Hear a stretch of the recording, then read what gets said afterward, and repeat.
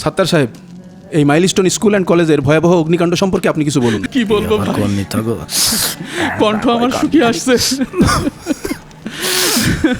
এই যে মাইলস্টোনের ছোট ছোট সোনামণিরা আগুনে পুড়ে ছাই হয়ে গেল।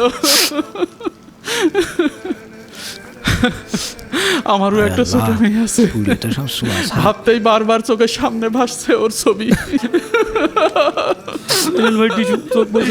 একজন বাবা আমি কিভাবে সহ্য করি। স্যার স্যার স্যার আপনারা একটু সাইডে গিয়ে প্রেস ব্রিফিং করলে খুব ভালো হয়।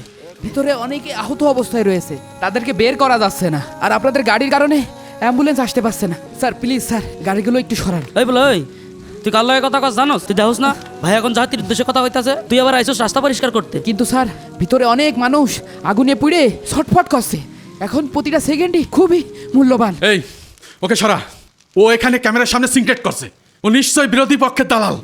আমি বিরোধী দলের লোক হতে যাবো কেন? আমি তো এই স্কুলের শিক্ষক। দেখলেন তো আপনারা, আমরা যখন দেশ ও জাতির জন্য কাজ করতে আসি তখন একদল ষড়যন্ত্রকারী আমাদের বাধা দিতে আসে। আমি এই ঘটনার তীব্র নিন্দা জানাই। মানুষ লাশ নিয়েও রাজনীতি করছে, এর চেয়ে জঘন্য আর কি হতে পারে? সবাই সবার ফায়দা খুঁজছে। আপনি এখানে কি করছেন মানুষের এই ভিড়ির মাঝখানে? আর বললেন না ভাই, আমার একটা ছোটখাটো ফেসবুক পেজ আছে।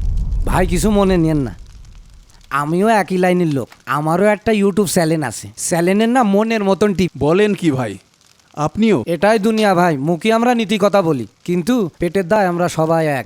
আসলেই একটু আগেও আমরা রাজনীতিওয়ালাদের দোষ দিচ্ছিলাম, আর এখন আমরা কি করছি? আরে ছাড়েন তো ভাই, ওই বিমানের শটটা ভালো করে নেন, এটা হেভি ভিউ হতে পারে।